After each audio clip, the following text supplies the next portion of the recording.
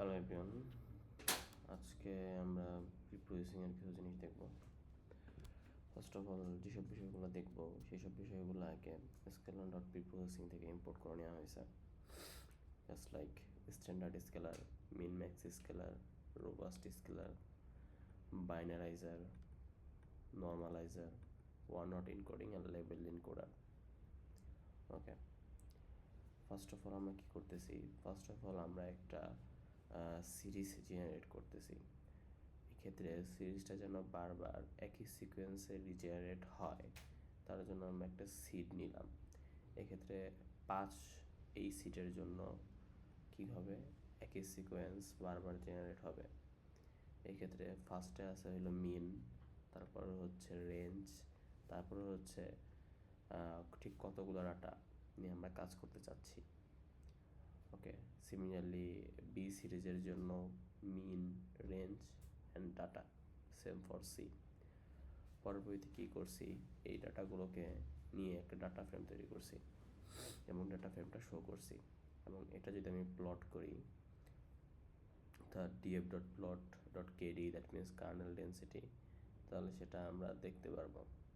এখন ব্যাপারটা হলো এমন, যদি এরকম হয় যে কোনো একটা পথ আছে, এই পথের মেজারমেন্ট আমরা করব। এক জায়গায় মেজারমেন্ট আছে সেন্টিমিটারে, এক জায়গায় মেজারমেন্ট আছে কিলোমিটারে, আর এক জায়গায় মেজারমেন্ট আছে মিটারে। এখন সবগুলোকে একটা কমন প্ল্যাটফর্মে আনা দরকার, যেন আসলে এই পথটা ঠিক, আসলে বিভিন্ন পথের মেজারমেন্টটা আসলে ঠিক কোন পথটা বড়। আচ্ছা, জিনিসটা আবার বলি আমি। ধরেন বিভিন্ন পথ আছে, 4-5টা পথ আছে ঢাকা থেকে খুলনা যাওয়ার। এখন একটা পথের মেজারমেন্ট আছে মিটারে, আরেকটা মেজারমেন্ট আছে কিলোমিটারে, আরেকটা মেজারমেন্ট আছে মাইলে। এখন বিভিন্ন মেজারমেন্টটা আছে।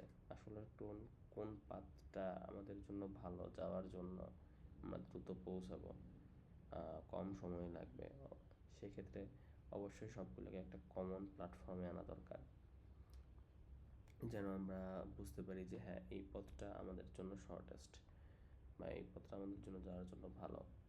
এর জন্য আমরা কী করব? বিভিন্ন প্রিপ্রসেসিং টেকনিক অ্যাপ্লাই করব, যেন সবগুলোকে একটা কমন প্ল্যাটফর্মে আনতে পারি। ফার্স্ট অফ অল তার জন্য আমরা কী করছি? স্ট্যান্ডার্ড স্কেলার এটা অ্যাপ্লাই করছি। স্ট্যান্ডার্ড স্কেলারের একটা অবজেক্ট ক্রিয়েট করা হয়েছে। পরবর্তীতে ওই একটা ফিট ট্রান্সফর্ম ফাংশনে, অর্থাৎ আমরা একটা অবজেক্ট ক্রিয়েট করে মেথডকে কল করতেছি এবং সেখানে পুরো ডাটা ফ্রেমটাকে দিয়ে দিতেছি। এখন ডাটা ফ্রেমকে যদি দিয়ে দেই, তাহলে আমরা কীভাবে একটা অ্যারে পাবো, যেটা কী হচ্ছে, সেটার মতো ট্রান্সফর্ম হয়ে যাচ্ছে ডাটাগুলো। কীরকমভাবে ট্রান্সফার হচ্ছে সেটা একটু দেখি। ট্রান্সফার হচ্ছে এভাবে যে মিউয়ের মান 0 এবং স্ট্যান্ডার্ড ডেভিয়েশন 1-এর দিকে ধাবিত হচ্ছে, এবং প্রতিবার ডাটা পয়েন্টটা হচ্ছে কি new data point is equal two x, এটা হচ্ছে পুরান ডাটা পয়েন্ট, মাইনাস মিউ, এটা হচ্ছে ওই কলাম যে আছে, যেমন এই ক্ষেত্রে এই যে এই কলাম, এ কলামের মিন এবং এ কলামের স্ট্যান্ডার্ড ডেভিয়েশন দিয়ে ভাগের পর আমরা যে নিউ যে এক্স ডট পাবো, সেটা হচ্ছে নতুন রেজাল্ট। এভাবে same for 0 data, 1 data, 2 data এর জন্য, সেম ফর বি এর জন্য, সেম ফর সি এর জন্য। ওকে, পরবর্তীতে সেই যে আমরা যে অ্যাকচুয়াল ভ্যালু পাইলাম, ওটা ডাটা অ্যারেগুলো নেওয়া হয়েছে, অ্যারের মাধ্যমে ভ্যালুগুলো নেওয়া হয়েছে এবং কলামগুলো যেটা আছে ABC ডিফাইন করা হয়েছে, পুনরায় সেটাকে কী করা হয়েছে? ডাটা ফ্রেমে কনভার্ট করা হয়েছে এবং শো করা হয়েছে। এখন যদি আমরা ডাটা ফ্রেমটা প্লট করি, দেখবো যে ক্ষেত্রে মিন 0। এখন আমরা কি করতে পারি? মিন ম্যাক্স স্কেলার ইউজ করতে পারি। এখন আর এখানে ফিট ট্রান্সফর্ম যেটা আছে, ফিট ট্রান্সফর্মে মেনলি আমরা একটু আগে যে ইকুয়েশন যেটা দেখলাম, ওই কাজটাই মেনলি হচ্ছে।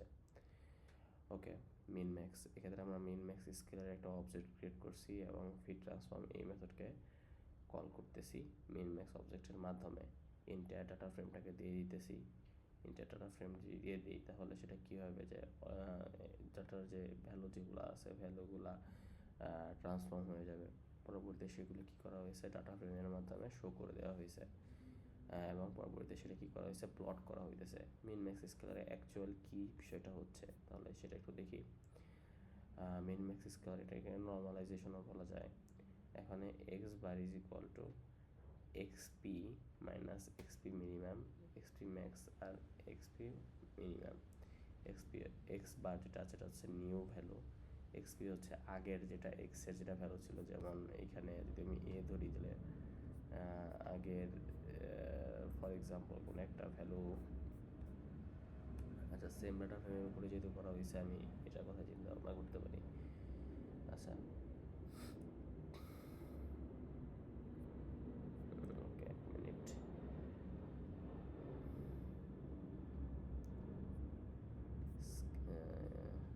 ওকে আচ্ছা ইন্টার ডাটা ফ্রেম।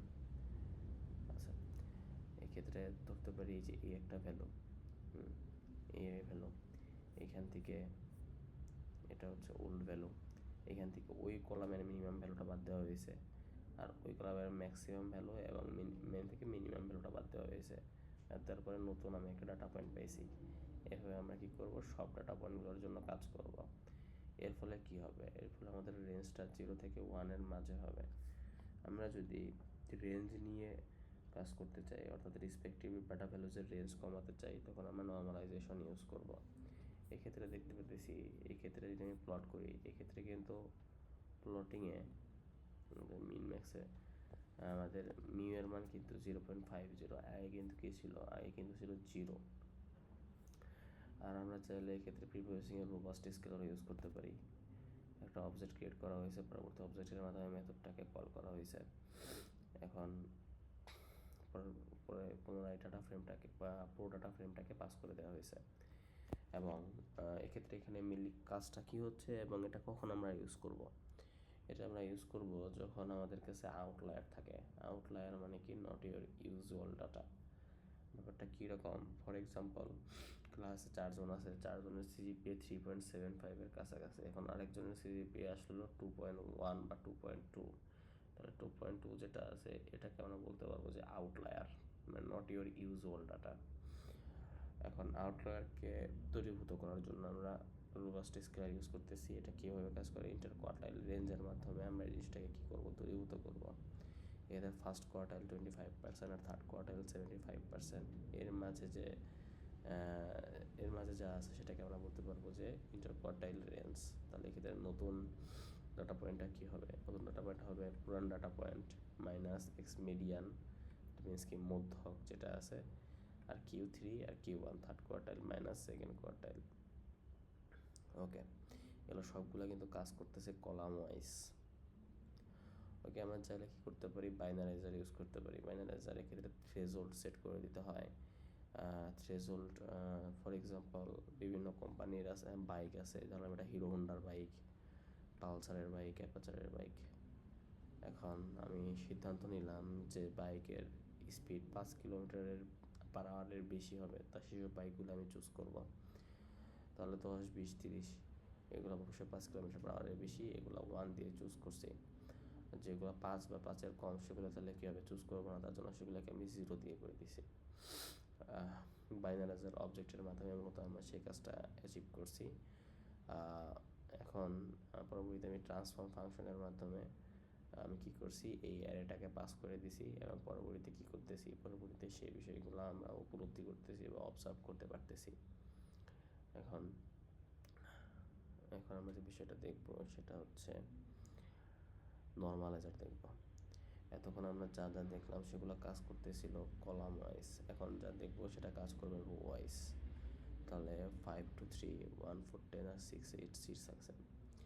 এক্ষেত্রে নর্মালাইজার জিনিসটাকে আমরা একটু দেখি। নর্মালাইজার রো ওয়াইজ কাজ করে। ফার্স্টে বলছি আমাদের যে এক্স যেটা আছে এটা হচ্ছে আমার নিউ ডাটা পয়েন্ট, এক্স যেটা আছে সেটা পুরান data point divided by x, তারপরে একটু দেওয়া আছে, এটা মানে হচ্ছে SSS of x. That means কি, ফার্স্টে আমি স্কোয়ার করতেছি, সাম করতেছি, তারপরে আমি রুট করতেছি। ওকে ব্যাপারটা একটু ক্লিয়ার করে আসি। তাহলে ব্যাপারটা হচ্ছে এইভাবে যে আমি ফার্স্টে পাওয়ার করলাম, দ্যাট মিনস কি সবগুলোর স্কোয়ার করতেছি, তারপরে সবগুলো স্কোয়ার করে যোগ করতেছি, যোগ করার করে আমি কি করতেছি, যোগ করার পরে আমি সেটা স্কোয়ার রুট করতেছি। তো 5 square plus 2 square plus 3 square সবগুলো পরে স্কোয়ার রুট। লেন্থ এক্স দ্বারা এখানে কত বলছে 3, 1 2 3 মিন করতেছে। ওকে, সেই বিষয়টা এখানে শো করা হয়েছে। এখন আমি যদি এক্সকে অর্থাৎ এক্সের যে প্রতিটা ভ্যালু যেটা আছে প্রতিটা ভ্যালুকে এস এস কে দিয়ে ভাগ করি ফর কে ইন মানে 3 পর্যন্ত, তাহলে আমি অ্যাকচুয়াল এই অ্যারে ভ্যালুটা পাবো। আর আমরা কি করছি, নর্মালাইজার একটা অবজেক্ট ক্রিয়েট করছি এবং পরবর্তীতে ফিড ট্রান্সফর্ম যেটা আছে এই মেথডটাকে কল করে এই এক্স যে অ্যারে আছে সেটাকে পাস করে দিছি। পরবর্তীতে আমরা যদি সেই অ্যারেটা দেখি তাহলে অ্যারেটা হবে এটা। এই ক্ষেত্রে এখানে যে কাজটা হচ্ছে সেটা মূলত এই 2 ধাপে কাজটা হয়ে আসছে। এই 2 ধাপের কাজটাই মূলত এই ক্ষেত্রে ফিড ট্রান্সফর্ম হয়ে আসছে, এই 2 ধাপের কাজ। ওকে, এতক্ষণ তাহলে দেখলাম আমরা কি একটা নিউমেরিক্যাল ডাটা নিয়ে। তাহলে যদি আমাদের কাছে টেক্সট ডাটা থাকে তাহলে সেগুলো নিয়ে আমরা কী করব? কম্পিউটার তো টেক্সট ডাটা বোঝে না, কম্পিউটার বোঝে কম্পিউটার বোঝে কি নিউমেরিক্যাল ডাটা। তাহলে সেই টেক্সট ডাটাকে আমাদের নিউমেরিক্যাল ডাটায় কনভার্ট করতে হবে। প্রথমে ধরলাম আমরা একটা কি সিএসভি ফাইল রিড করলাম, এক্ষেত্রে টিমের যে মানগুলো যেগুলো আছে সেগুলো এ বি সি ডি এগুলোতে আছে। এগুলোতে আমরা লেভেল এনকোডারের মাধ্যমে বিভিন্ন লেভেলে কনভার্ট করতে পারি। এখন আমরা যদি লেভেলে কনভার্ট করতে চাই তাহলে আমরা কি করব, প্রথমে আমরা ডাটা ফ্রেম যেটা আছে একটা কপি তৈরি করে নিলাম। ডাটা ফ্রেমের আমরা টিম কলামকে আমরা কি করতে চাই, টিম কলামকে আমরা লেভেল বিভিন্ন লেভেলে কনভার্ট করতে চাই। তাহলে আমরা লেভেল এনকোডারে যে একটা অবজেক্ট ক্রিয়েট করছিলাম এলিতে ফিড ট্রান্সফর্ম দিব, মেথডটাকে কল করব। মেথড কল করে যে কলামটাকে আমরা ট্রান্সফর্ম করতে চাই সেই কলামটাকে পাস করে দিব এবং পরবর্তীতে সেই ডাটা ফ্রেমটাকে যদি আমরা দেখি তাহলে আমরা দেখব যে বিভিন্ন ক্লাস অনুযায়ী লেভেল দেওয়া আছে 0 1 2 3। এখন একটা আছে ওয়ান হট এনকোডিং। এখন ওয়ান হট এনকোডিংটাও দেখি ওয়ান হট এনকোডিংটা কীভাবে কী হয়। ওয়ান হট এনকোডে আমরা একটা অবজেক্ট ক্রিয়েট করছি, আর আমরা কী করছি ওই ডাটা ফ্রেমে কী করছি, ডাটা ফ্রেমের আমরা যে এই ইনকোডিং যেটা অবজেক্ট ক্রিয়েট করলাম তার ফিড ট্রান্সফর্ম মেথডে আমরা যে কলামটাকে করতে চাই কি বলে ওয়ান হট ইনকোডিংয়ে ফেলাইতে চাই সেই কলামটা পাস করে দিব এবং সেই কলামটা কী হবে অ্যারেতে কনভার্ট হয়ে যাবে। পরবর্তীতে আমরা কী করতে পারতেছি, পরবর্তীতে সেই কলাম যেটা অ্যারেতে কনভার্ট হলো সেটাকে আমরা দেখতে পারতেছি। ব্যাপারটাকে আমরা আর একটু সুন্দরভাবে যদি দেখি তাহলে ব্যাপারটা এমনভাবে হয়, যেমন আমাদের এখানে কি আছে, আমাদের এখানে টিম 0, দ্যাট মিনস কি এটা একটা কলাম, ঠিক টিম এ, ঠিক না, এটা একটা ক্লাস ধরতে পারি। তাহলে এক্ষেত্রে যে ক্লাস আছে মোট 4টা, তাহলে এই ক্ষেত্রে এর এখানে 1 হবে, বাকি সবগুলোতে 0 হবে। সেকেন্ড এতে বি আছে, সুতরাং বি এর এখানে 1 হবে, বাকি সবগুলোতে 0 হবে। তারপর এটা কি আছে, সি আছে, সুতরাং সি এর এখানে 1 হবে, বাকি সবগুলোতে 0 হবে। ওকে, এখন এই জিনিসটাই মূলত এখানে আমরা দেখতেছি। এখন একটা বিষয় সেটা হচ্ছে এই ওয়ান হট এনকোডিং এটা হচ্ছে ইজি, দেখতে অনেক বেশি সোজা, কিন্তু এটা প্রবলেম কখন হয় যখন ক্যাটাগরি অনেক বেশি বেড়ে যায়, তখন স্পেস কমপ্লেক্সিটি অনেক বেড়ে যায়। এর জন্য আমরা যখন ক্যাটাগরি অনেক বেশি থাকে তখন লেভেল এনকোডার ইউজ করব। পরবর্তীতে কী করা হয়েছে, আমাদের যে এই দুইটা এই DF1 এর সাথে এনকোডিং DF1 দুটো যোগ করে দেওয়া হয়েছে। এক্ষেত্রে লেভেল এনকোডিং প্লাস ওয়ান হট এনকোডিংও আছে। পরবর্তী কী করা হয়েছে, তার জন্য লেভেল এনকোডিং যে জিনিসটা যে কলাম যেটা আছে ওই জিনিসটা জাস্ট ড্রপ করে দেওয়া হয়েছে।